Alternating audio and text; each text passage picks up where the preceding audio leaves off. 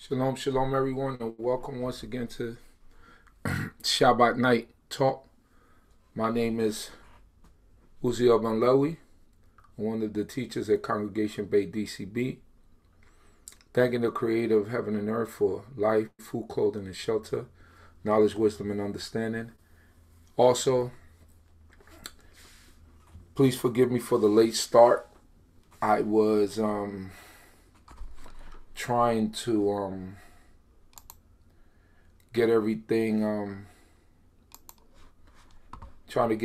order. The computer was taking me a long time to boot up, so I know I have the post for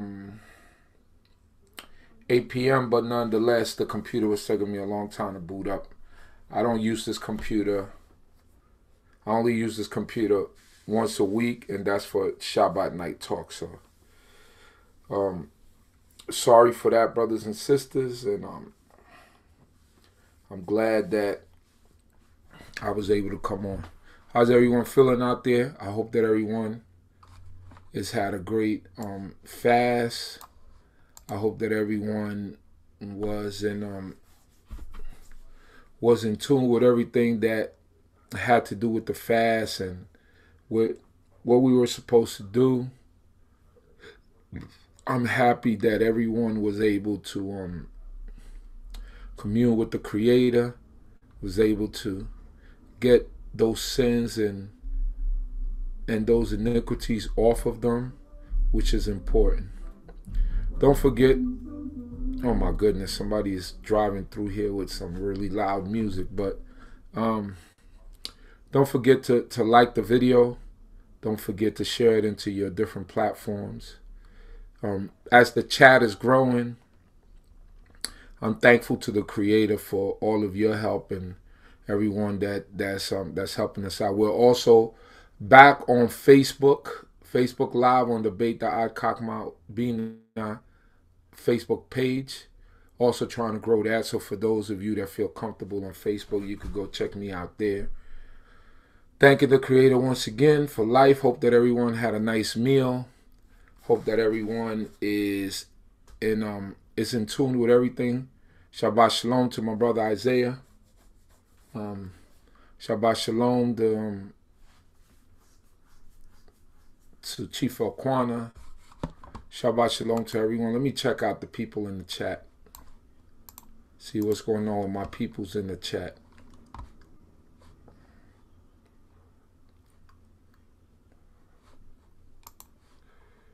Let me refresh this page right here.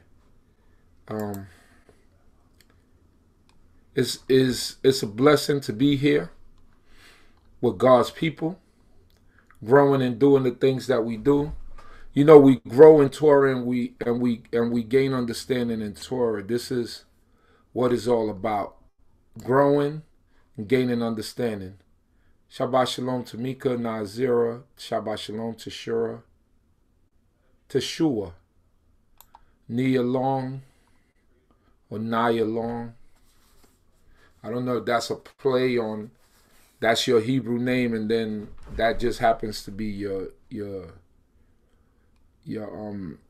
last name. Naomi Bat Yisrael, Mikael Ben Yisrael, Shabbat Shalom. Sharita Bell, Shabbat Shalom. Migdalia Israel, Shabbat Shalom. Hebrew is Bryce, Shabbat Shalom. Imahana, Shabbat Shalom. Shabbat Shalom to all of you. Thanking the Creator of heaven and earth. And I thank y'all for helping us to reach the levels that we've reached. I looked on Yom Kippur during the main service during the day, and we were up to my son told me 260 something people, 280 some people at one time at the stream. So that's a really high number. We gained 80 subscribers in the last week. So torah YAH, that people are listening, people are coming to get the word of God, and that's a blessing. And is also due to y'all sharing it to your different platforms, letting people know, We strive for new people who are out there. We strive to teach Torah. We're not perfect, but we strive to teach Torah, and that's all we teach, Torah only. That's what we are a congregation that only teaches about the law, statutes, and commandments of the Creator and the prophets and the writings of the Old Testament. Those are our teachings. That's what we live our life, or we carry our life by those commandments, and we follow those commandments. So we are thankful to the Creator for that. And I'm very thankful that all of you are joining us. And I'm going to do a simple lesson tonight. This is not going to be anything. This is more for like new people, right? These are like the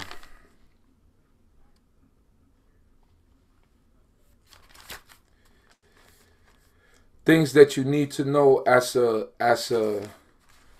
new person in this way of life, as we would say, as a new Israelite, right? We always have to start with the book of Genesis. These are laws and commandments, basic laws, statutes, and commandments that we must know. I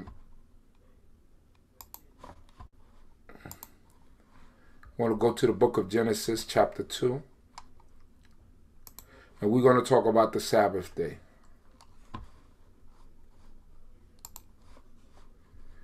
Genesis chapter 2.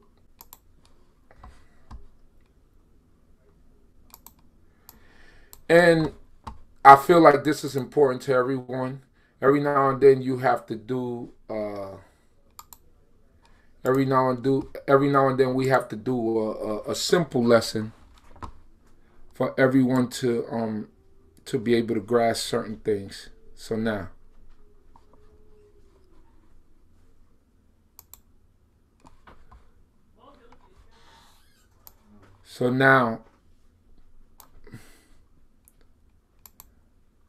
can everyone see that? Please give me a 1 if you could see. Well, the people on YouTube. The people on Facebook, you just got to follow along with me. But if on YouTube you could see what I'm presenting, please press 1.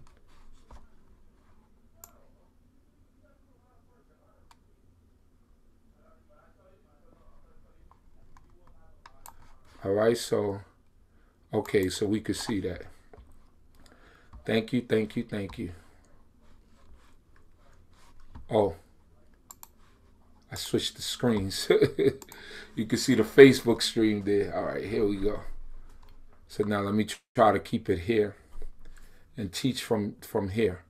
So Genesis chapter 2, or Bereshit. Chapter 2, right? Or Beit Bereshit. And it reads, verse 1. And the heaven and the earth were finished, and all the host of them. And on the seventh day God finished his work which he had made, and he rested on the seventh day from all his work which he had made. And God blessed the seventh day and hallowed it, because that in it he rested from all his work which God in creating had made. Right, so it says,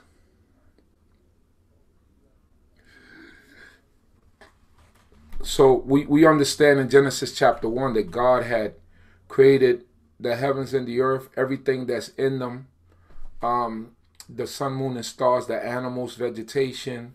He created all that in 6 days. Now, after the Most High God was finished with creating the heavens and the earth, on the seventh day he ceased. He didn't rest because the Most High God doesn't need rest. But he ceased from all his work that he had done. And like I always explain, he stopped to be an example to mankind, to learn when to stop. Right? He was the first example to teach us that we are to stop when this seventh day comes. So if you are new in this way of life, you have to understand the significance of the Sabbath day from the beginning of time, from creation. God has set this day apart. It says, and on the seventh day, God finished his work which he had made, and he ceased, right, on the seventh day from all his work which he had made, which is the creation of the heavens and the earth.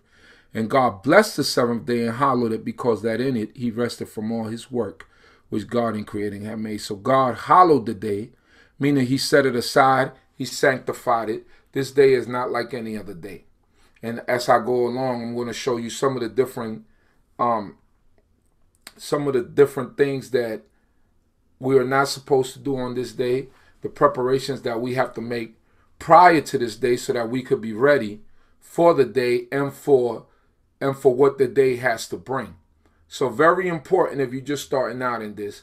The Sabbath day is a day that is set aside, is hallowed. If you're working on the Sabbath day, you have to work towards trying to get that day off, because this is the seventh day of rest that the Most High God has given to us to rest. In the United States of America, we have freedom of religion. There is freedom of religion. So you could practice your religion. This is what they will consider a religion. We don't consider it a religion. We consider this a way of life. But it is considered a religion here in America.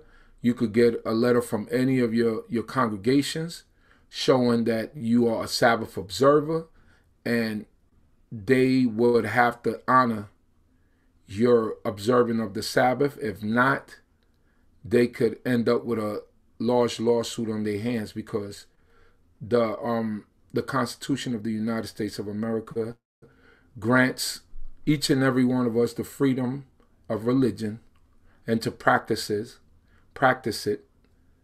as such. So the Sabbath day, the Most High God, we see that he blessed it and he hallowed it. And as we see, we must keep it separate from every other day, right? God ceased from all his work on that day. So now let us go to the book of Exodus, chapter 16, verse 23 to 29, to show the preparation for the Sabbath day. Exodus 16, 23. All right.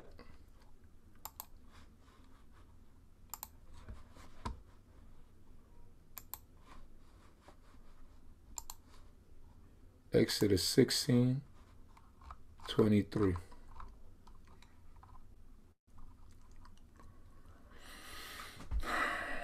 To 29, and it reads, and he said unto them, this is that which Yahweh has spoken. Tomorrow is a solemn rest, a holy Shabbat unto Yahweh. Bake that which ye shall bake, and seed that which ye will seed, and all that remaineth over lay up for you to be kept until the morning. Right? So now, this is talking about in the wilderness, or the children of Israel, where they had to gather the manna, right? And the Most High God was basically telling us that we should go out there every day and gather a certain amount daily. Don't leave none over, because it will spoil or it will rot. But you know, the children of Israel, we hard-headed and stiff-necked. And some of us gathered more than we were supposed to gather on the daily basis, and it grew worms and it got rotten. But he said on the sixth day that we should gather twice as much, because on the seventh day there will be no manna out there for us to collect or for us to eat. So now the Most High God is telling the children of Israel, see right here it says verse 22, and it came to pass that on the sixth day, if we start from verse 22, and it came to pass that on the sixth day they gathered twice as much bread, 2 omers for each one, and all the rulers of the congregation came and told Moses. And he said unto them, This is that which Yahweh has spoken. Tomorrow is a solemn rest, a holy Shabbat, or a holy Sabbath unto Yahweh. Bake that which ye will bake, and seed that which ye will seed, and all that remaineth over lay up for you to be kept until the morning, to be kept until the next day. Or until, not the next day, but until the morning, until daytime, right? When you wake up in the morning. So that's my, what do you call it? My Gregorian calendar mind. So basically we see the preparation for the Sabbath. So when the Sabbath day comes in, we're supposed to, before the Sabbath day comes in, we're supposed to iron all of our clothes. We're supposed to cook and bake everything that we're going to need for the Sabbath day in preparation for the Sabbath day. So we do all of that prior to the Sabbath day. We take care of all the things that we need to prepare for the Sabbath day so that when the Sabbath day come, all we doing is, putting our food on the plate. We doing things like that. And we're not cooking and we're not baking and we're not boiling anything because we were supposed to have already made that separation prior to the Sabbath day. And they laid it up till the morning. And as Moses bade, and it did not rot, neither was there any worm therein. That was the manna that they laid up till the morning, and the bread or whatever. It did not get any worms because on the sixth day, you had to gather twice as much, so God didn't let it rot. But if you did it on any of the other 5 days and try to lay it over to the next day, then it would have gotten rotten. And Moses said, eat that today, for today is a Sabbath unto Yahweh. Today ye shall not find it in the field. So there used to be long time people that used to say, oh, you fast on the Sabbath and stuff like that. But right here we clearly see that the people ate on the Sabbath day. 6 days ye shall gather it, but on the seventh day is the Sabbath. In it there shall be none. Right? It's talking about the bread, the manna. And it came to pass on the seventh day that there went out some of the people to gather, and they found none. So people were still hard-headed, and they still went out there on the seventh day, and there was no manna out there for them to gather. There was no bread out there for them to gather. And Yahweh said unto Moses, how long refuse ye to keep my commandments and my laws? See that Yahweh hath given you the Sabbath. Therefore he giveth you on the sixth day the bread of 2 days. Abide ye every man in his place. Let no man go out of his place on the seventh day. So a lot of people mistook that passage right there to say that we kept the Sabbath day at home, right? But what you clearly see here is that the Most High God is speaking about those that were going out to try to collect food on the Sabbath, which it was not going to be available on the Sabbath, right? The Most High God commands us to have a mikra kodesh, a holy convocation, right? So we're going to read that later as we go along. So now the precepts with the Sabbath are going to be more than any other precepts because the Most High God keeps reiterating the Sabbath and keeps talking about the Sabbath and keeps giving us different things and scenarios that happen within the Sabbath and the people that are supposed to observe the Sabbath, who are supposed to keep it holy, and all these scenarios, because this is the importance of the Sabbath day or the Shabbat day, as we say it in Hebrew. So we have to understand the importance, the do's and the don'ts. Violating the Sabbath would have cost you your life in those days. And if you violate the Sabbath today, although we don't put anyone to death, but it will get you cut off with the Most High God. It will get you cut off with the Most High God. You put in a target on your back when you do that. Let us go to the book of Exodus chapter 20, verse 8 to 11. Some more precepts about the Sabbath day. See, I'm not one of those off the top of the head memory guys, but it's all right. Everyone has their own forte. Exodus 20, verse 8 to 11. And this is what we call this is what's called the Decalogue, the 10 words or the 10 commandments. What I choose to call the Constitution of the nation of Yisrael, right? And what I got from some of my teachers. It says here, verse 8, 6 days shalt thou labor and do all thy work. So now the Most High God is instructing Moses to tell the children of Israel, like, hey, you got 6 days to do everything that you want to do within the parameters of the law of the Most High God. Verse 9 says, but the seventh day is a Sabbath unto Yahweh thy God. In it thou shalt not do any manner of work, So now we got some holy days like Sukkot is coming up. They tell you don't do no work except that which is in preparation for the feast day. So we could do anything that has to do with preparing, cooking, or whatever for the feast day. But like I already showed you in Exodus chapter 16 that we got to cook and prepare and do all that before the Sabbath. So this is coming in steps and stages. It tells you here, do no manner of work, thou nor thy son, nor thy daughter, nor thy manservant, nor thy maidservant, nor thy cattle, nor thy stranger that is within thy gates. So it becomes very specific as to who cannot do any work. So today is not your wife's day to be a servant to you, husband. And wife, you know, your husband is not a servant. This day, if you have people that work for you, if you have a business, this day the business is supposed to shut down. If you have people working for you, this day they do not work for you. Because everything gets a rest. If you got animals that you used to plow, this is like an ancient time. If you had animals that you used to plow, they didn't plow on this day. This was also their day of rest. So the Most High God became very specific to us as at what he wanted us to do and how he wanted us to carry the day. It says here, for in 6 days Jehovah made heaven and earth, the sea and all that in the midst, and rested on the seventh day, wherefore Jehovah blessed the Sabbath day and hallowed it.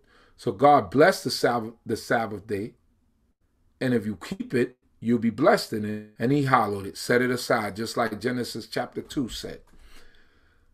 Right? So that's it. We'll stop right there. Let us go to the book of Exodus 31, 14 to 16. Exodus 31.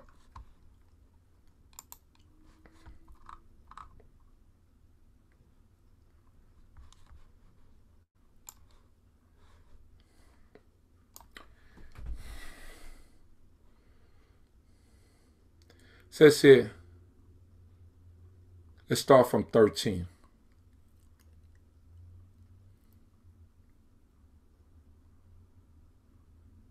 It says here, let's start from 12.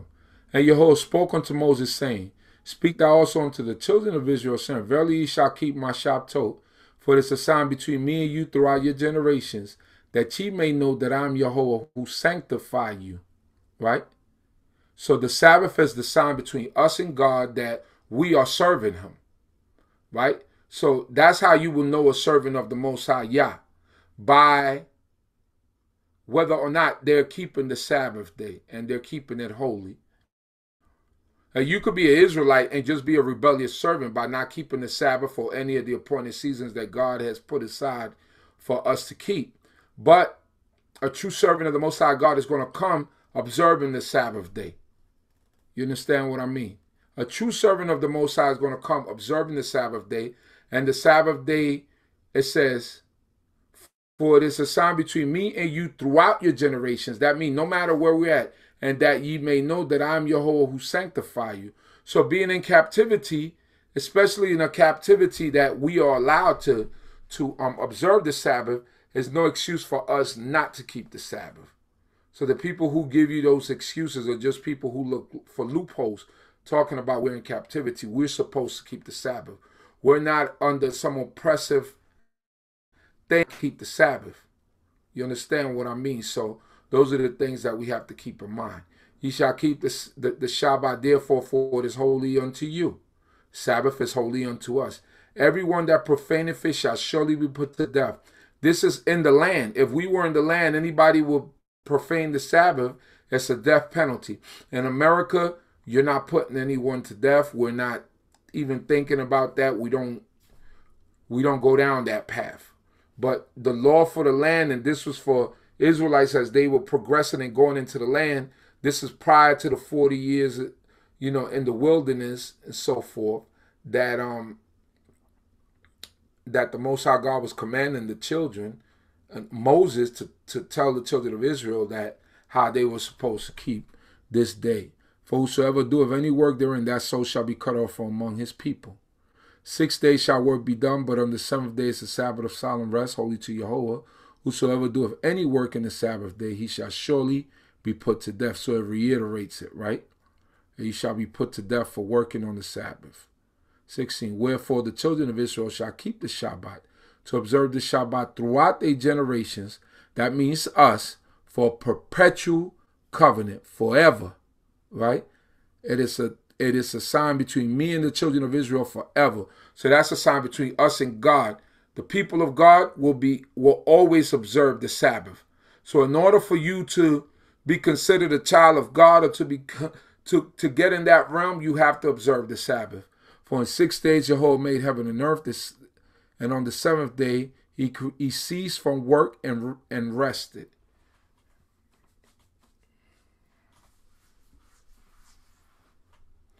It says here, let us go to the book of Exodus 35,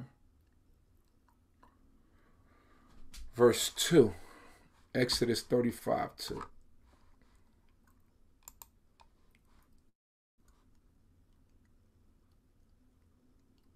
Now let's go from 1. Exodus 35, verse 1. And Moses assembled all the congregation of the children of Israel and said unto them, these are the words which Jehovah hath commanded that ye should do them. This talking to the children of Israel, that's us. It says, 6 days shall work be done, but on the seventh day there shall be to you a holy convocation, or no, a holy day, slika. It should be to you a holy day. So the Sabbath is holy. Shabbat of solemn rest to Jehovah. Whosoever doeth any work therein shall be put to death. Once again, it reiterates, if you do any work in the Sabbath day, you shall be put to death. Then it goes on and it says, ye shall kindle no fire throughout your habitations upon the Sabbath day. Kindle no fire. We can't cook. We can't light up anything. Can't light up anything to smoke. Can't do anything because you can't kindle any fire on the Sabbath day. That's specific. It don't say, oh, you know, back then we used to work to make a fire. So, no. We can't cook. We can't kindle fire. We can't do any of those things. God is very specific as to what he wants. And that's what we must follow. Because anything more than that is adding unto the laws of the Creator. And we don't want to find ourselves wanting before God. So we don't want to add unto his word. We don't want to diminish from his word.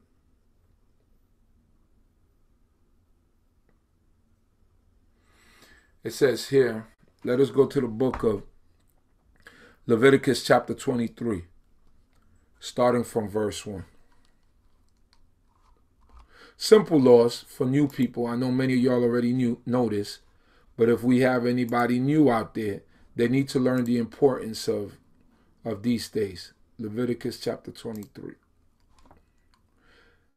verse 1. And Jehovah spoke unto Moses, saying, speak unto the children of Israel, and say unto them, the appointed seasons of Jehovah, which ye shall proclaim to be holy convocations, even these are my appointed seasons.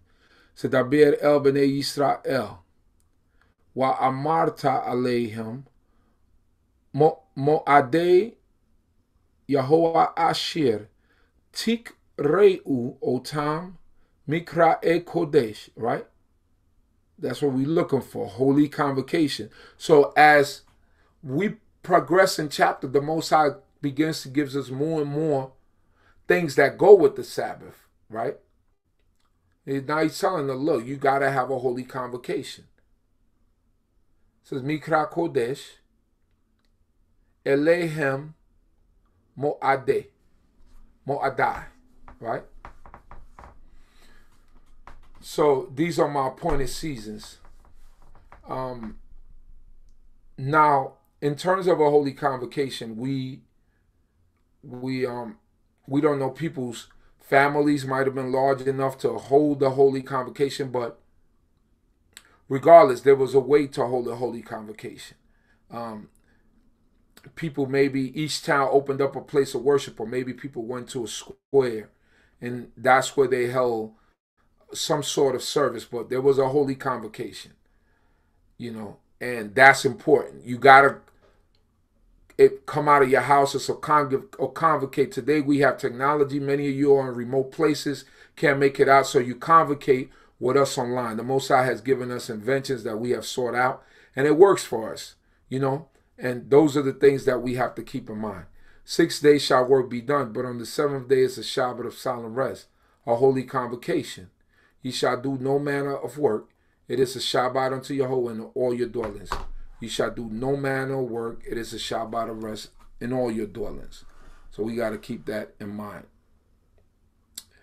Numbers 15:32. And now we're going to see the consequences for not following God's laws.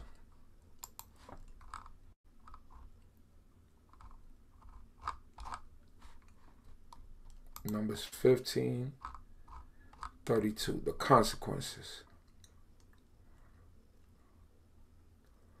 And while the children of Israel were in the wilderness, they found a man gathering sticks upon the Sabbath day.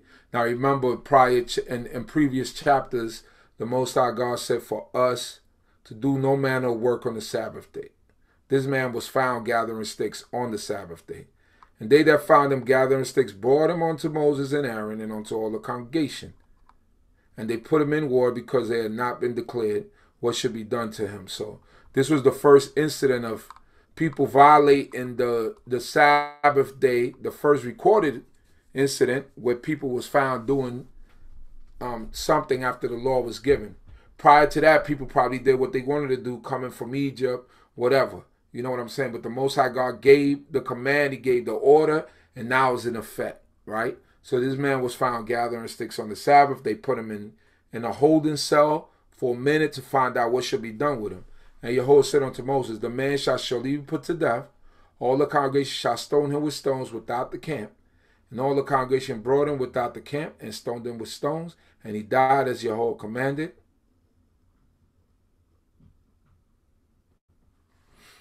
And following that, we're going to go into another law, right? And this law is very important for all Israelites because we want to understand. This is why the law was made, because of this. Somebody forgot about any manner of work on it, not doing any manner of work on the Sabbath day. And ignorance of the law is no excuse for the Most High God.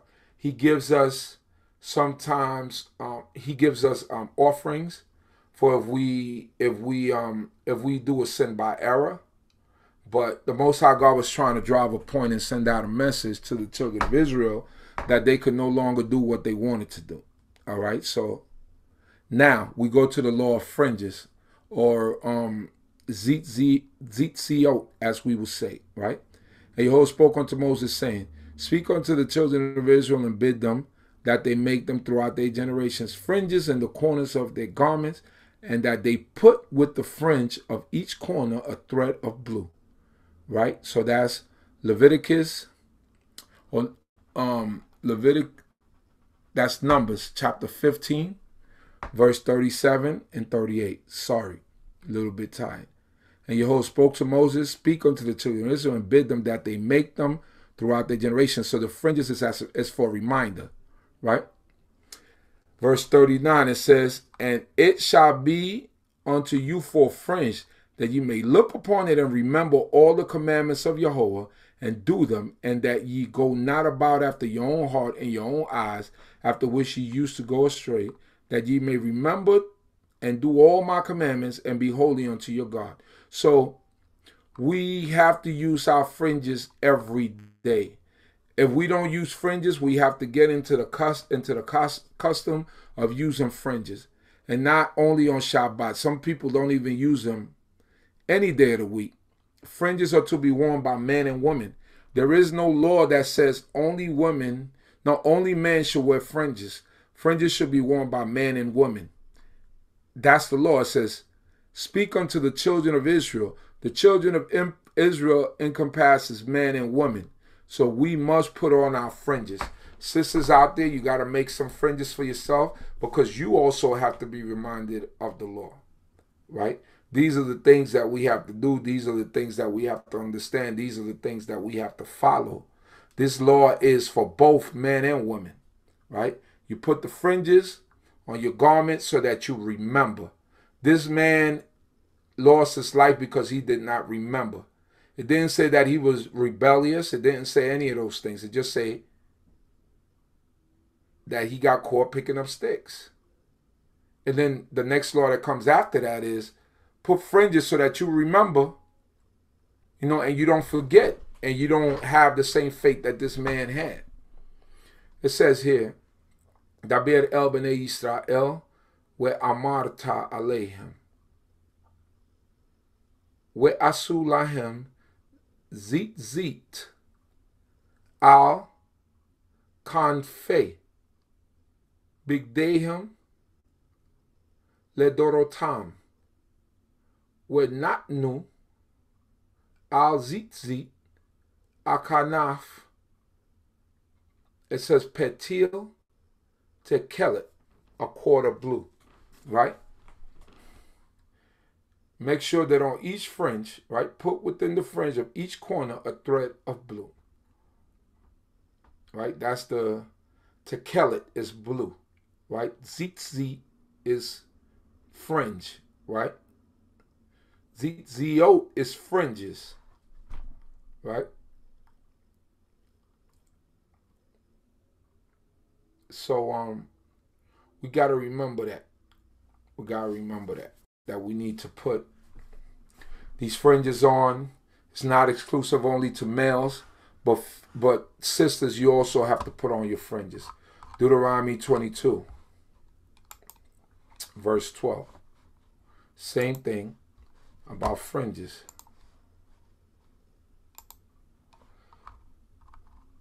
(22:12) reads, Thou shalt make thee twisted cords upon the four corners of thy covering, wherewith thou coverest thy garments.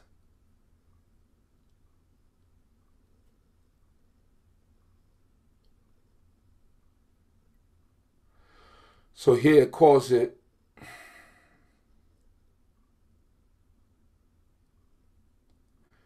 Gedilim, but nonetheless, in Numbers chapter 15, it calls it Zitzi. Over here, it calls it Gedilim, but it's the same thing, right? Two different names for the same thing.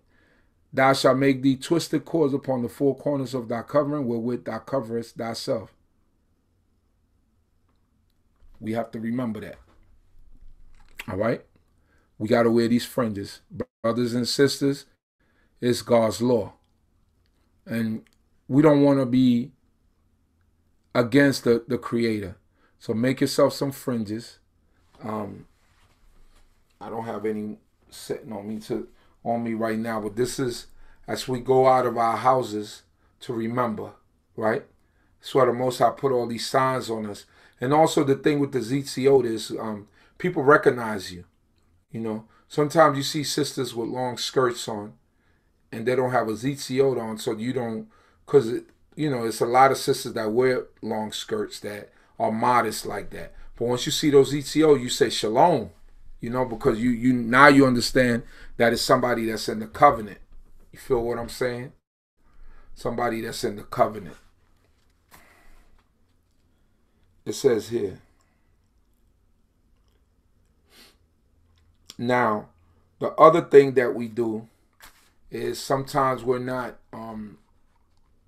cognizant of the things that we put on our body, but these are simple laws. That's why I'm going to them. Leviticus 19:19 is going to speak about something very important. Leviticus chapter 19, verse 19 reads, Ye shall keep my statutes. Thou shalt not let thy cattle gender with diverse kinds. So you can't let cattle gender with diverse kinds to try to come up with some new type of cattle, right? Thou shalt not sow thy field with two kinds of seed. In other words, you got certain fruits out here that are generated. I believe it's the Tangelo. They said that the grapefruit is a mix between a pomelo and an orange. The grapefruit that some of us like so much is against God's law. You got different things out here. The pear, what they had, like I don't know if the pear apple is a crossbreed, but you got, or you have a lot of things out here that are mixed. So the Most High God don't want that adulteration. You don't want that mix between two things to create something new for us to consume. The Most High God told us, he said, when we plant our gardens, make sure that we separate certain things from each other. unless that garden be defiled. You know, so we need to be careful with that as what we consume and what we put into our bodies. And it goes into a bunch of other stuff, you know, with the GMOs and all that other stuff. That'll be a lesson for another day. But the Most High God don't want us to use two types of seeds of diverse kind, two types of cattle, right? It's a no-no against God. The Most High God wants it to be pure before us. Neither shall there come upon thee a garment of two kinds of stuff mingled together, right? Wool and rayon, cotton and polyester. We also, in our congregation at least, we teach that polyester is not a material, even if it's 100%, that we should not wear, because it's something that was synthetically created. Things like rayon and things of this nature. Certain materials are have synthetic stuff in them. You know what I mean? So we try to try to do the 100% cotton, 100% linen, you know, 100% wool, that sort of stuff. I know a lot of dressers and things out there, they have that spandex or that elastic polyester, whatever. That's why we got to come back to learning how to sew for ourselves, find our own materials, and make your own clothing. You know, brothers and sisters, especially sisters, when you sew for yourself and you sew to fit for your body, it's an amazing thing. You know, the way you look in your culture and your long flowing skirts and all the things that you're supposed to do. I understand that today it's kind of rough to find the 100% stuff, but we got to make an effort. We got to make an effort, because I see, even with you see a lot of sisters, not all, but a lot of sisters that's getting into these stretchy dresses, these polyester dresses. You know it's polyester because the way that it look, or it has spandex in it. So we got to learn how to do and do for ourselves, to find those materials that are going to be suitable for us. I know that a lot of our sisters do it, and we sometimes turn a blind eye to it. But the reality of the matter is that God don't want us in that type of clothing. God don't want us in that kind of environment. God don't want us surrounding ourselves with adulteration and things of that nature. He wants us to be a pure people, right? A holy people, separate from everyone else. It says here, and I'm winding it down. Law of uncleanness, right? These are simple laws that we need to know. Leviticus chapter 5, verse 2.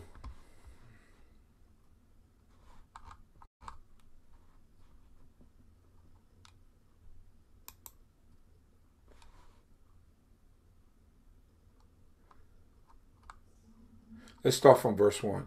And if anyone sin, and that he heareth the voice of adjuration, he being a witness whether he have seen or known, if he do not utter it, then he shall bear his iniquity. So you hear somebody say that they're going to do something or have some harm done to someone. If you hear it and you don't, being a witness whether he have seen it or known, if he do not utter it, then he shall bear his iniquity. So it's almost like the co-defendant in a trial. You know, you bear the same, you know, you didn't commit the murder, but you were there, you knew about it, you didn't say anything about it. So you know, you was in conspiracy. You're a co-conspirator. You know, so that's what the Most High God is basically saying. And if anyone touch any unclean thing, it says here, whether it be the carcass of an unclean beast, like lion, dog, cat, these are unclean beasts, or the carcass of unclean cattle, or the carcass of unclean swarming things, right?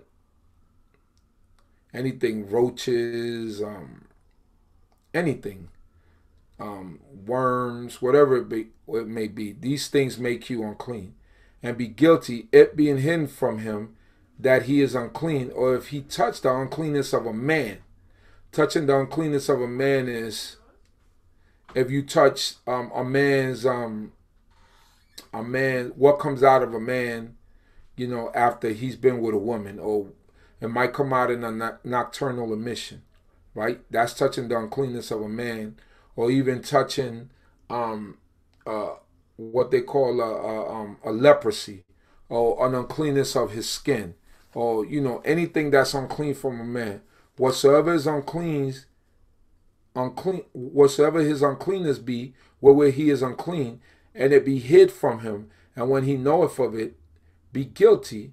Or if anyone swear clearly, well, that's what I wanted to get to. So you be guilty. So then you bring up a guilt offering. In those days, you bring up a guilt offering. You got to wash your flesh or whatever.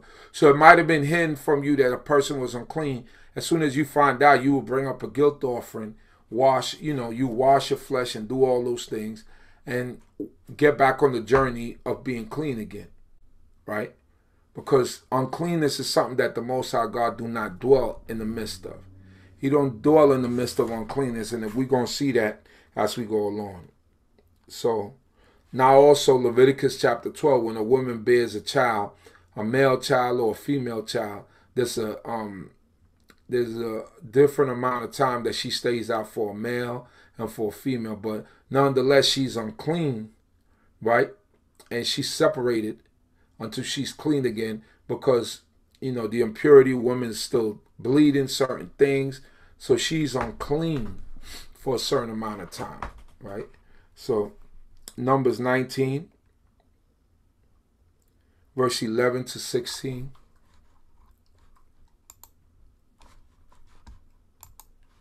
This is about dead body, right? And the procedure that you have to go through.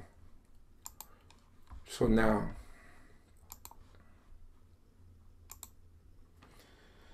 Numbers 19, verses 11 to 16. So now basically this is talking about the red heifer and what you do. You burn the red heifer, you get the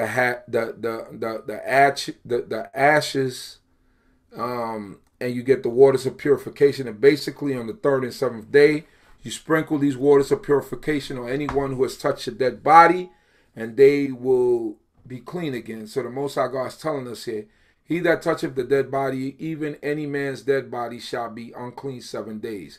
That means man and woman. It's not specific only to a man or masculine. It means man and woman. The same shall purify himself without on the third day, and on the seventh day he shall be clean.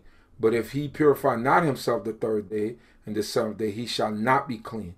Whosoever toucheth the dead, even the body of any man that is dead, and purify not himself, he that defiled the tabernacle of Yahweh, that soul shall be cut off from Israel, because the water of sprinkler was not dashed against him. He shall be unclean. His uncleanness is yet upon him. This is the law when a man dieth in a tent. Everyone that cometh into the tent and everything that is in the tent shall be unclean 7 days. So that's why some people that come from certain schools of understanding, if they're in the hospital and somebody passes away, they won't come to teachings, because it's ritualistic that you wouldn't be around people if you were unclean, because you can make other people unclean, right? Today we don't have the red heifer. Some congregations don't practice that because they said we don't have the red heifer.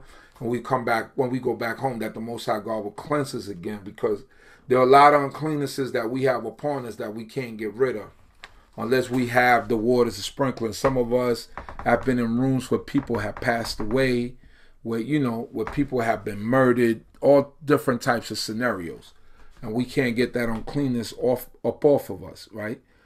So these are the things that we have to be careful. And these are the things that were taught to us, that when we go to funerals, not to touch dead bodies. Some people are on the custom of grabbing the person is no longer there. That's just the shell of the person. Some people kiss the carcasses. Some people do certain things, hug it. These are things that are making you're voluntarily making yourself unclean. So we must try to avoid those things, Say, and whosoever is in the open field touching one that is slain with the sword, or one that died of himself, or a bone of a man, or a grave, shall be unclean 7 days, and you got to go through the waters of sprinkling. So these are basic things that we need to understand as Israelites that we shouldn't do, right? Touching dead bodies and stuff. In the land, everybody will take care of their own dead, right? But you had the waters of sprinkling that will make you clean. Today we don't have that, so we don't want to build uncleanness upon uncleanness, because the Most High God could judge us because of that, right? And we have to be careful with what we're doing. It says here, Deuteronomy 23, 12 to 14.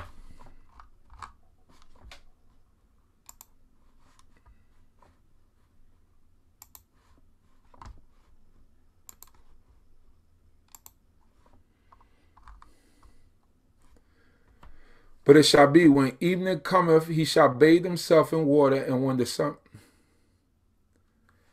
Oh, this is important. Maybe I should take it from the top.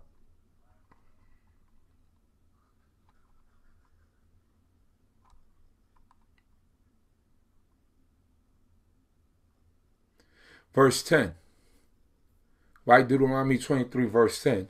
When thou goest forth in camp against thine enemies, then thou shalt keep thee from every evil thing. Every evil thing. So God is telling us, like, look, when you go out to war, keep you away from every evil thing, things that will make you unclean, things that will make you go against God, right? If there be among you any man that is not clean by reason of that which chanceth him by night, then shall he go abroad out of the camp, he shall not come within the camp. So if you go to sleep and you have a nocturnal emission, what we know as a wet dream, right? If you're a single mother out there and you got sons, you got to have these conversations with them. When they start reaching puberty, 13, 14, the body, 13, 14, 15, around that age, the body builds a certain amount of this semen, sperm, and then you don't have to have a dream. You don't have to have any of that. It just releases, because the body could only hold a certain amount. Now you have to begin to talk to your sons, right? Young men, if you're listening to me, when this happens to you, you get up, whatever that stuff got on, if it got on the sheet or whatever, take the sheet off. Your mother doesn't have to do this for you.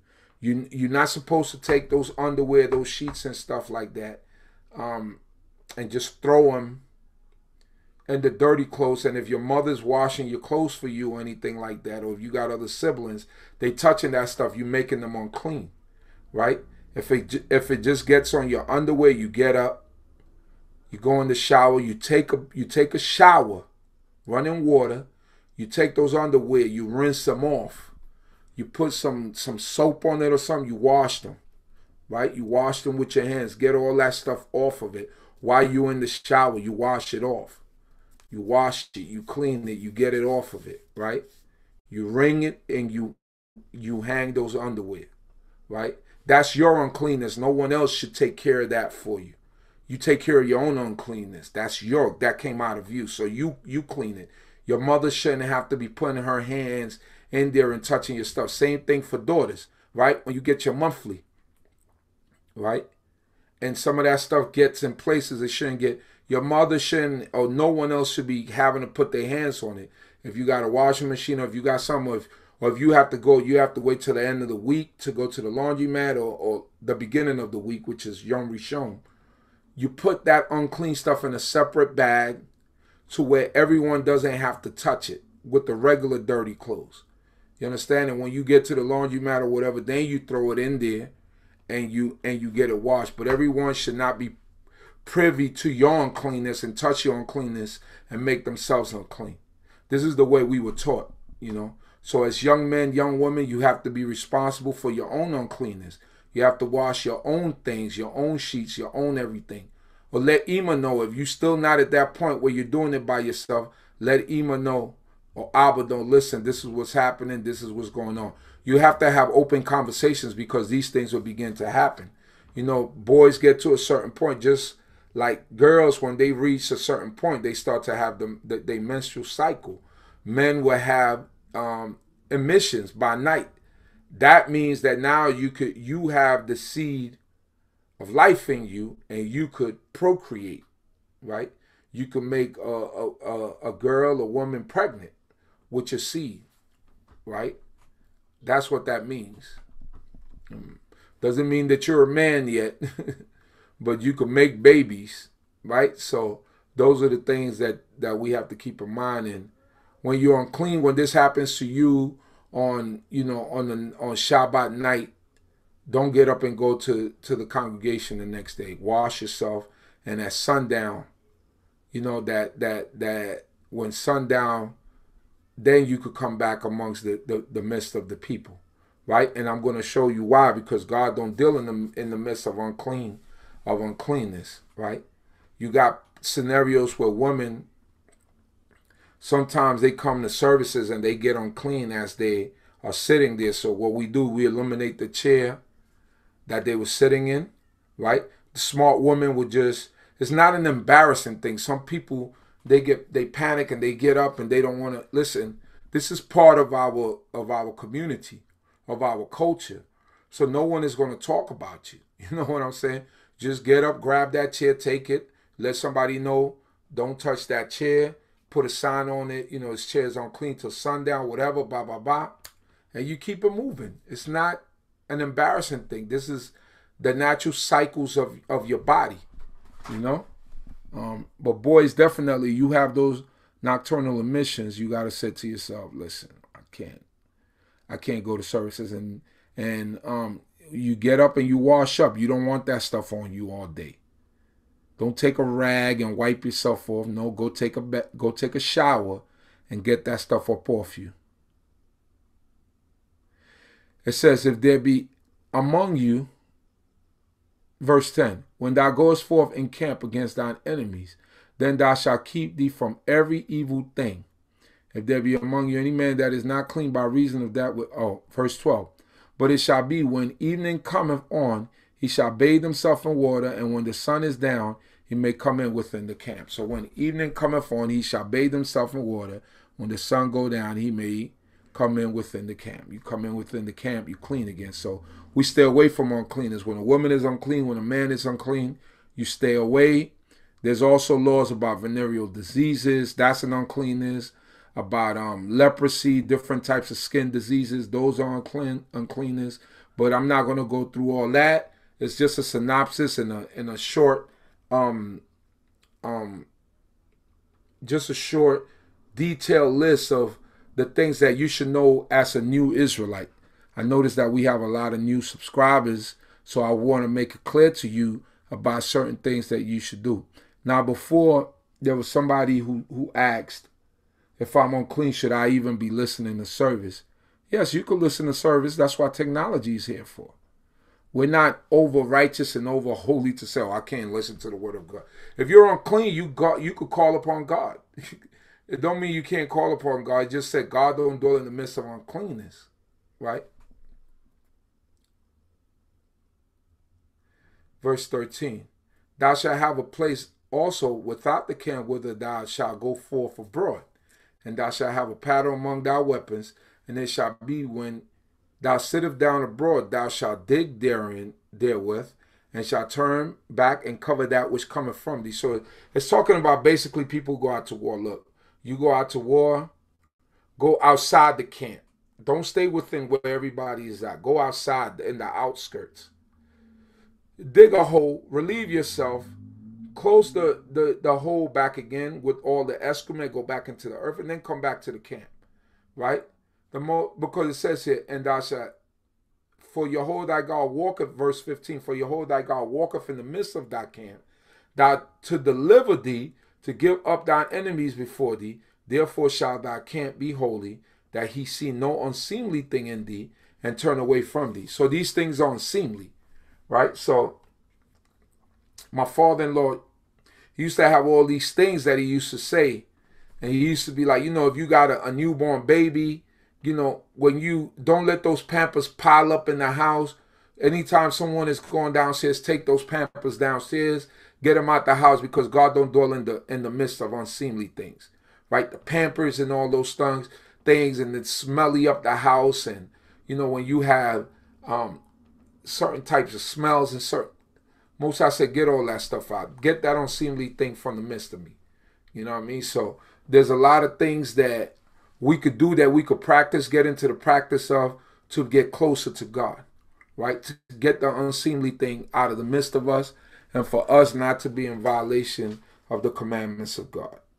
Let us go to and of course the dietary law on the clean and unclean animals that we could eat and cannot eat. I've always done lessons on that. You just got to look for it, the dietary law. You can find the do's and the don'ts, and the things that we could eat and the things that we cannot eat. Let us go to the book of Leviticus chapter 19:28. This is prevalent today for the youth especially. 19:28, Leviticus 19:28. Ye shall not make any cuttings in your flesh for the dead, nor imprint any marks upon you. I am Yahweh. Tattoos are out. Burn marks, the horseshoe burn mark. A lot of people, when they go into the service and they part of a squadron, sometimes they get branded. All that stuff is against God's Torah. As Israelites, we're not supposed to have tattoos on us. Some of us, before we came into this way of life, got tattoos and understood, right? Can't do nothing about that unless you go get the laser print thing to remove it, the laser to remove the tattoo, and you still have like a little mark there, right? So those are the things that we have to be aware of, that we have to know that we can't do those imprints on our flesh. All that henna stuff is out for us. We cannot do that. You know what I'm saying? All that stuff that you think is cute, the henna, it washes off, but it's still making a mark on your flesh, right? You shall not make any cuttings in your flesh for the dead, nor imprint any marks upon you. And then, in a lot of some of the African tribes, they make imprints on their flesh, like they got tribal marks. You know, the Most High God was warning us against all that stuff. All the tattoos. The Polynesians, they do the tribal tattoos. And we follow as God's people, not knowing that we're bringing curse upon ourselves. We're not supposed to do that. Even in Jewish cemeteries, if you I believe only the Jews that were in the concentration camps that were branded and tattooed, they were able to get a regular burial. But besides that, if you went out there and they could recognize, I believe, those tattoos. But if you went out there and you just put on a tattoo and then you wanted to be buried you were quote unquote Jewish, and you were buried in a Jewish cemetery, they had a special place for you in the back of the cemetery where all who they called the unseemly people were buried. They'll bury you, but they'll put you somewhere where you have to walk far, drive far into the cemetery. A special place. You know, so even them, they know, and they try to follow that part of it. But yeah, we shouldn't do that. Right? And the next one, go up a verse. Says, ye shall not round the corners of your heads, neither shall thou mar the corners of thy beard. So as Israelites, we're supposed to have beards, right? We could trim our beards, we could do that, but we're not supposed to shave our beards. Neither shall thou mar the corners of thy you shall not round the corners of your head. So in talking to brothers and examining what they were saying, they saying that the word that it speaks of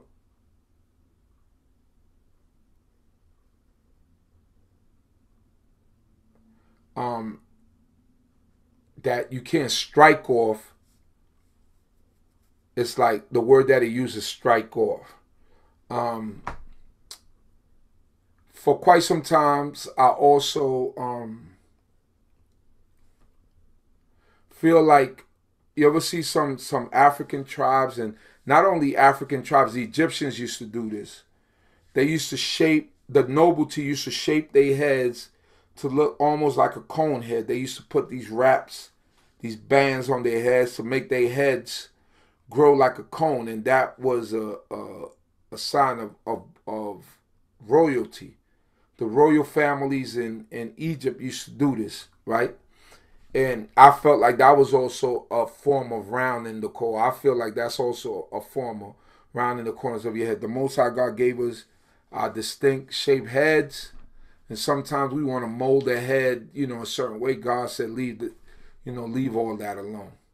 Said, neither shall thou mar the corners of thy beard. Like I said, we should all have beards. We could trim our beards. We could do all those things, because that's just grooming. You might not want to have the Wolfman Jack, so you might trim it and make it look smooth or whatever, but beards were fashionable in Israel. So thank you to the Most High God. Let me I'm gonna just end it there. I don't want to stop sharing. All right, there we go. So hopefully you got something out of that. I don't know how many people were on listening. If anybody had any questions, let's see here.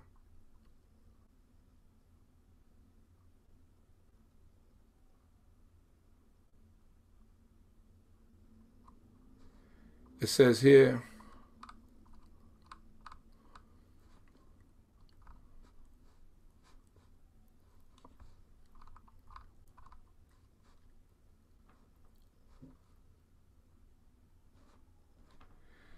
no, that's what I was saying. The striking off is the lineup, right? The lineup of the shape ups, as we call it. That's what, when I said strike off, right? Meaning like to shave off.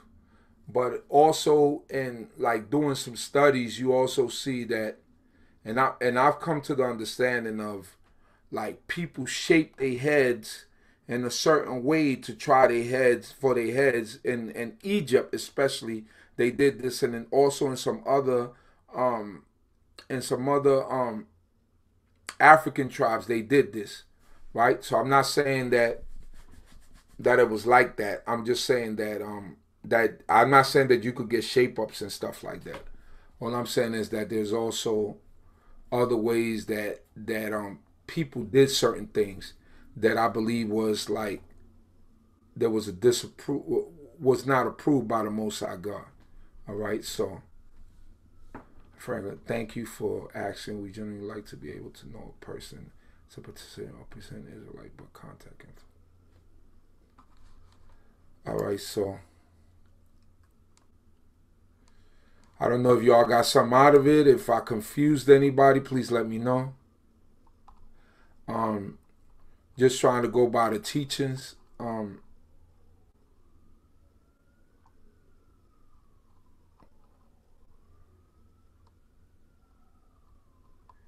So those are the things that we need to know.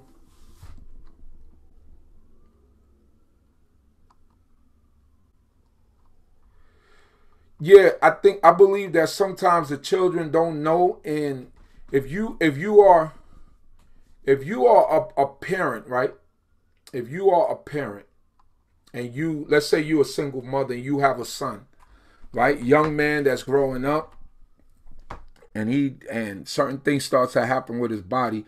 A lot of times he's not coming to you, so these lessons are important. Now, like I grew up with a mother, but I didn't have a father in the house. So my teachers were de facto fathers that when they taught the law was how I got to know about, what we call quote unquote a wet dream and things like that. And growing up as a young man, this is how you learned how to take care of certain things.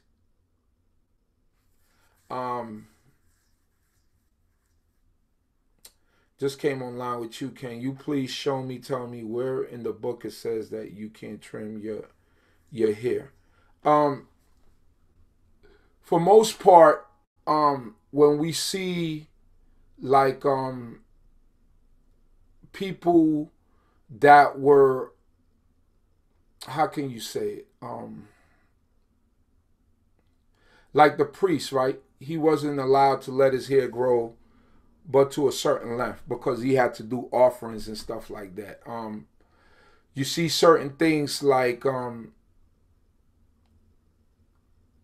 when Joseph came before the when Joseph came before Pharaoh, he groomed himself, right? And things like that. I'm not saying that you shaving and grooming yourself are two different things, right? Cutting down your hair and letting your hair grow out, you know, or shaving your head or whatever you want to call shaping up your head is two different things, right? Those are two different things. Everybody didn't always grow long hair, right? Some people poll their hair. You see that Absalom, every year he had to poll his hair, meaning he had to cut his hair because it grew so long. You understand what I'm saying? It spoke about Absalom, his hair growing so long that every year he had to poll it because it grew so long, he had to cut it down. So, right. You could shorten the length, but you can't bald it exactly, right? So that's what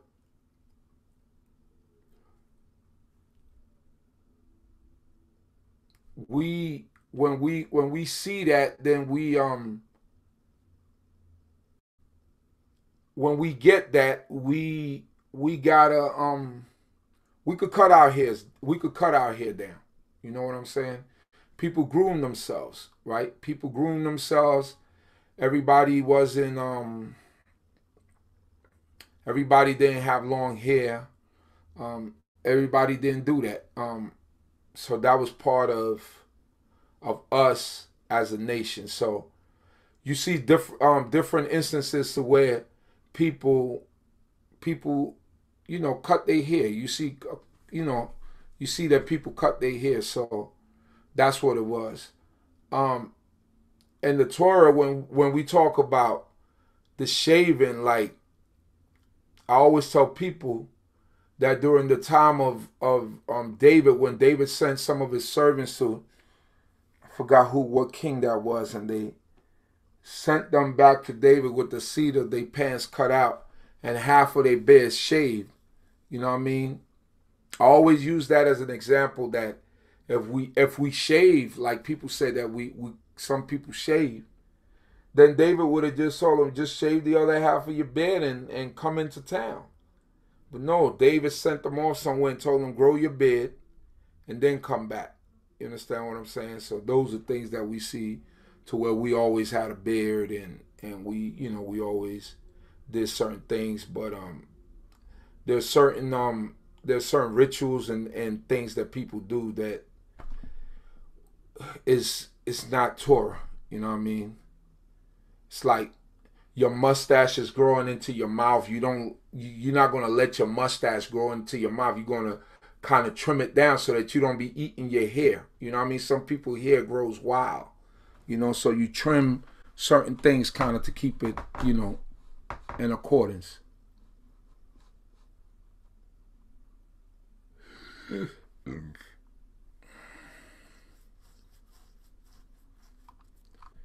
It says here, making zitzis on Shabbat is, yeah, you can't make zitzis on Shabbat.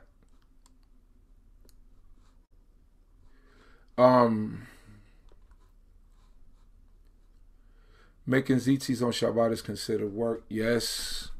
Let me see here.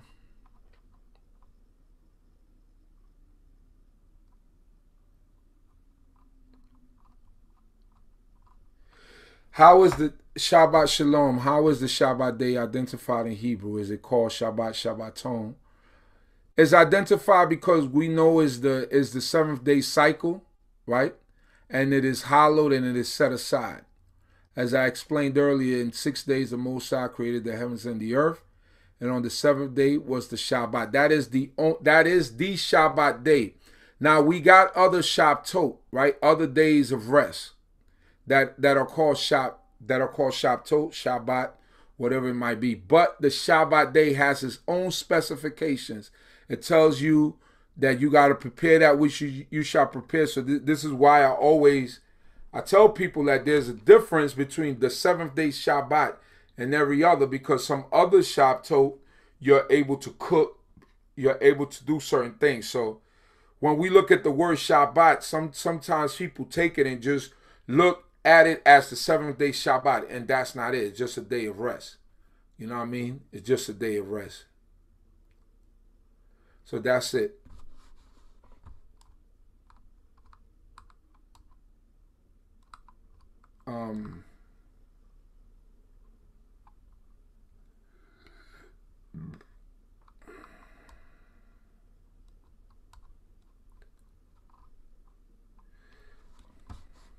It says here.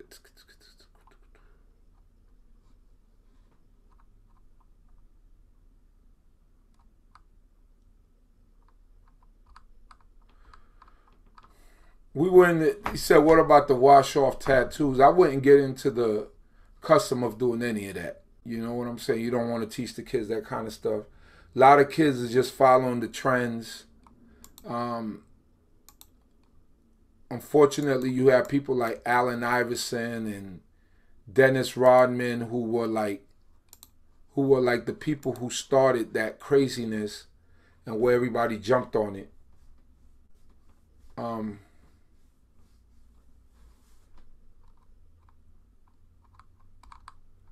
So those are the things that we need to keep in mind. I don't know if Leviticus.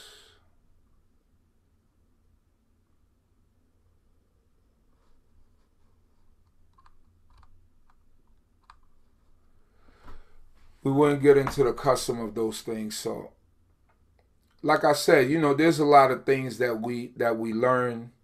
There's a lot of things that we see. There's a lot of things that we as we go along, as that we see and that we must do.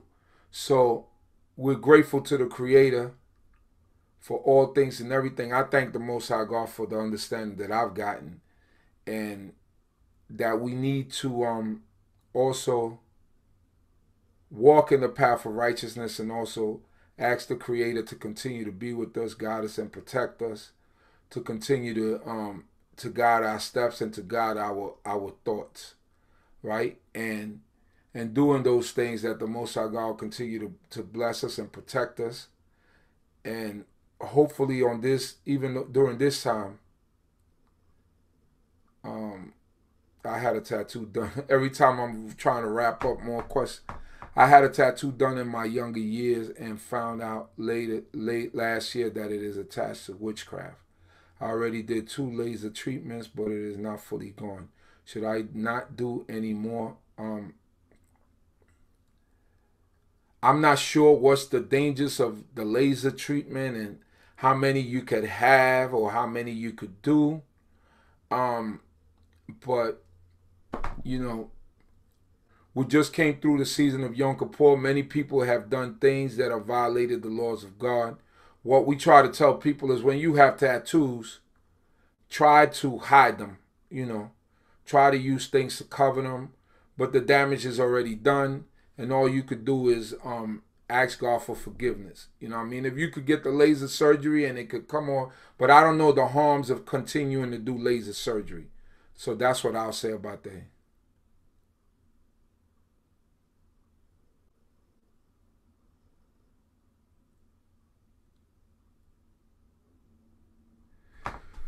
You would like to hear how I came to the truth? All right. Basically, how I came to knowledge of myself, I was 13 years old. I lived around the corner from where the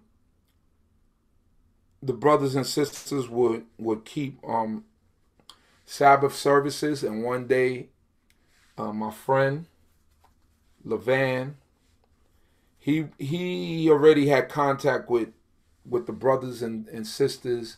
So one day he brought me around, and that's where I met Prince Zippor, men like Chief Lavinia, Prince Shem, Prince Jeriel, Chief Amos, Chief Elazar, all these men that were there. and they taught me. And I just, from 13 years old to now 43 years old, I've been doing this, you know. I've been doing this. So that's how I came to knowledge of myself. I just always been loyal to this. Not perfect, but try to be loyal, have my ups and downs. And I still got a lot to learn. I don't know everything, but it's been 30 years that I've been putting in, you know, and try to do that.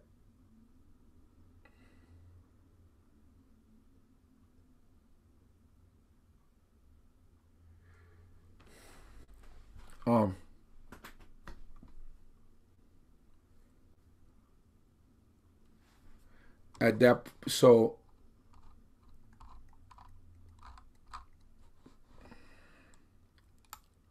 let me see.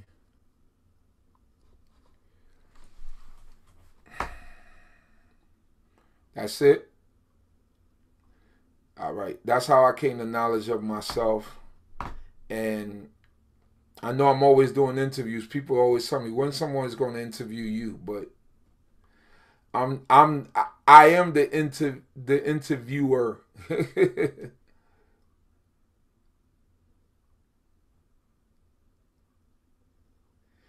Getting a nose jewel is symbolize being married. I never heard of that. That's not Torah. Torah doesn't say that. We wore nose jewels, but it don't say that you're necessarily married by getting a nose jewel. Maybe somebody could show me something, but I never seen that.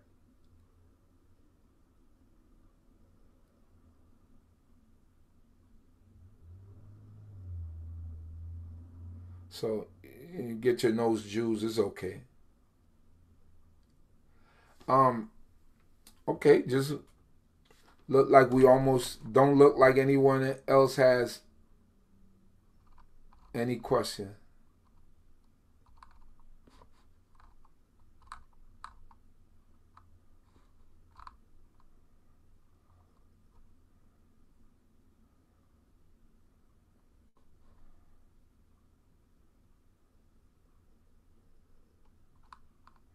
And I don't know if nose jewels is specifically to Indian. I think somewhere in the book it speaks about it.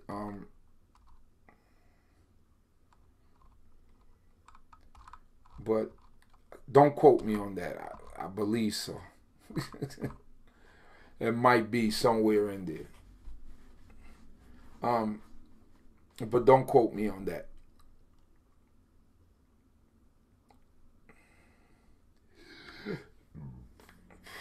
Oh, in marriage. Oh, all right. You meant in marriage, okay. Yeah, but not in our culture. People, so that if that's Isaiah, so probably that's Isaiah chapter 2, I believe, when it talks about stripping the beauty from the daughters of Zion. I think that's Isaiah 2 or Isaiah 3, one or the other. It's one of them. So thanking the Most High for all things and everything, food, clothing. Yes, Suko, the good thing that someone brought it. For Suko, what are we supposed to do if we live in an apartment building and have no one to camp with? Pop up a tent in one of your rooms, buy you one of them pop-up tents, you know, deck it out with stuff inside of it, put some fruits inside of it and all of that if you don't got access to a backyard, and just party like it's 1999. We got to come up with creative ways. You know, you live in an apartment, you just do it. You do it. You do it how you can. You know what I'm saying? You do it how you can. It's not, some people they booths on fire escapes. I've seen all types of stuff. Here in Brooklyn, the Europeans, they put their stuff on fire escapes. They don't care. They put it anywhere. You know what I mean? Just do it. Be in the spirit. You see, this is a spirit. You got to be in the spirit of the season. You know, the season dictates what you do. So you see, a lot of us come from being in that world, that outside world, celebrating all types of stuff, and we did it to the utmost. But when it comes to our days, it's like, oh, we don't know what to do. You know what to do. The book indicates to you what to do. You do it to the fullest, and that's that. Pop you up a tent, sit in there with your family, make a nice dinner, make a dinner every day.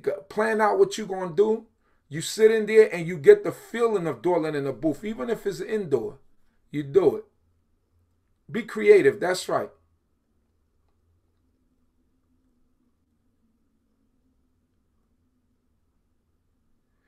We don't have to pierce our ears, but we did use earrings. You don't have to. The Torah don't tell you have to pierce your ears. Don't tell you got to pierce your nose.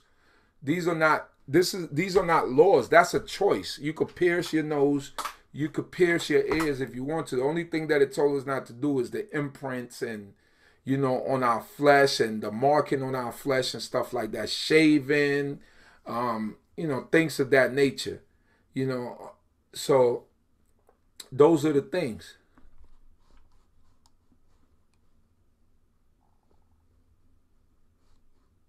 Right. That's what it is. I know it's somewhere in that book. Rivka received a nose ring as a gift for Isaac. Now we could pierce our ears. It doesn't say we cannot pierce our ears. We could pierce our ears.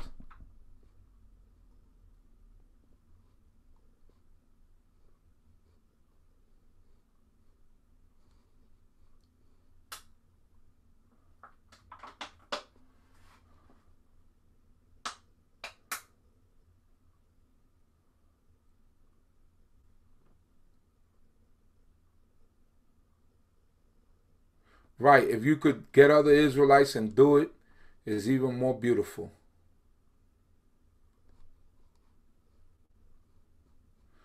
Shalom, Adon Uziel. This is Beshi Lowy. Hey, what's up, Beshi?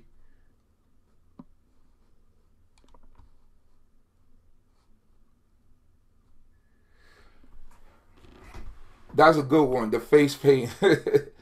I think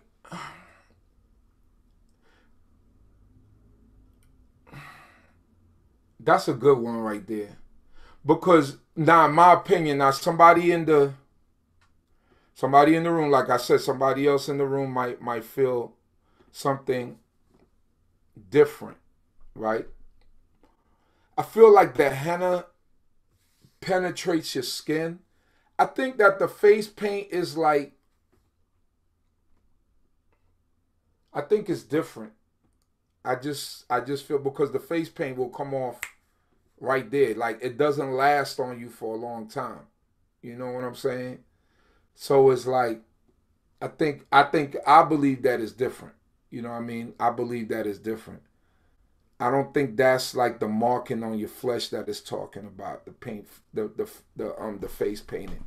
But that's my opinion. Somebody else in the room might look at it as being different, but I don't. I look at it as being different than the henna or the tattooing and stuff like that.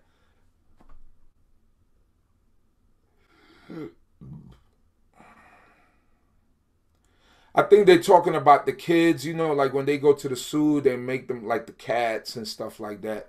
I think that's what they're talking about. Not like painting your face, and I think that's what they like the kids, like they go to the amusement park and they put like the little kitty stuff and with the little whiskers and stuff like that. But I could be wrong.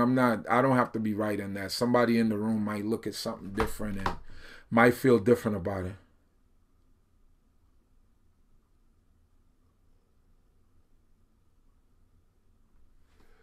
Somebody's Shama Elazar said African American culture did that. Daffy said henna goes through the first layer of the skin. Halloween, Cain exactly. Children do it, parties, make them like animals and butterflies. It's the time for that. We shouldn't follow the ways of the nation's African American culture. So those are some of the things that we like I said, that's my opinion. Maybe somebody might feel different about it. Like I feel like that marking is talking about those specific things, like that's going down to the flesh. You know what I mean? Like going down through that layer of the skin and is lasting there for a long time. You know what I'm saying? But that's me. Hey, what's up, Chief? Good seeing you in the room. Hallelujah. That's the son of Chief Shammah is the son of Chief Elazar Ben Levi, one of my teachers. May the Most High God bless you and bless your family, my brother. As an elder, my advice is, when in doubt, do it. Don't do it. So here we go. That's it. Y'all know I don't got all the answers.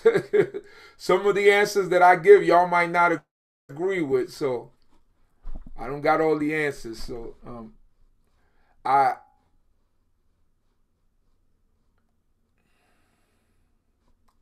no problem.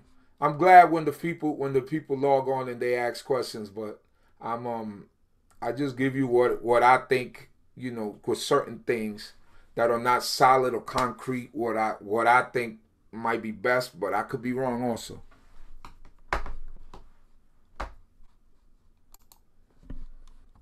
Let me see. Okay. So with that, thank you once again for tuning in. I stayed on longer than what I expected to stay on, but y'all made it interesting tonight. Sometimes, you got to go to the basic, through the foundation.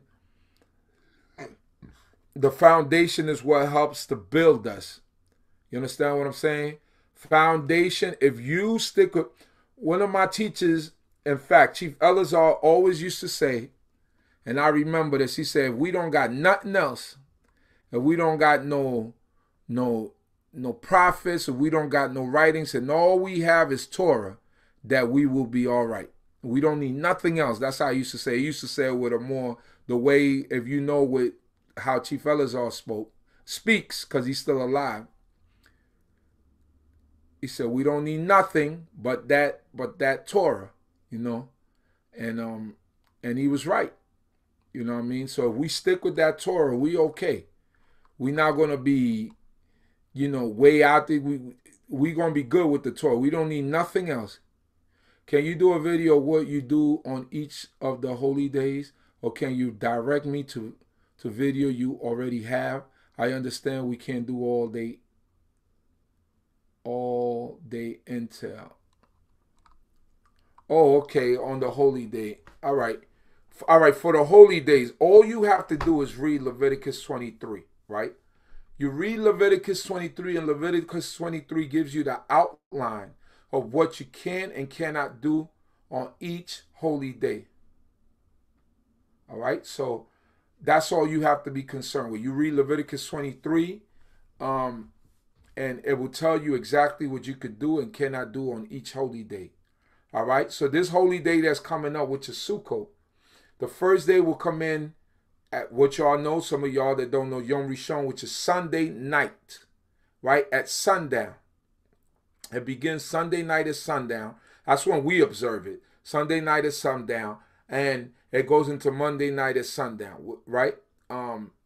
And what we do on that day basically is we're going to have a service that night. We build a booth. We're working on building a booth. Working on building a booth right in the congregation so you could see it, so you could get the effect of it. And then we're going to be there sitting and eating and trying to give you an idea of what our forefathers would be doing on that day, right? It said the blessing over the bread, over the food, over everything, and give you an example of what you could do with you and your family as you celebrate the season. It's a festive time. It's a happy time. But first, with everything that we do, we give glory to the Most High first. So that's what we do first before we partake of wine or anything else. And what we do. You got some people that don't partake of wine. That's okay. That's good. Also, if they don't want to, but we partake of wine. We do. I'm not a drinker, so you won't see me partake of wine. I'm just not a drinker, period.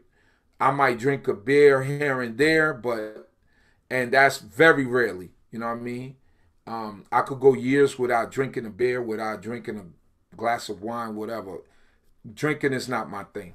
And if I've the occasions that I've drunken and really drank, I'm just no good. So drinking is not for me.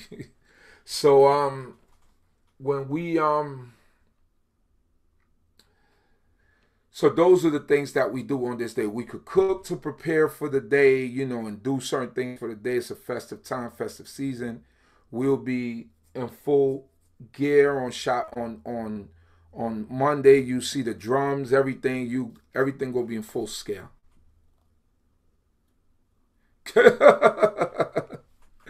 Oh man, I can't drink like that, my brother. I can't drink like that. My head starts to spin.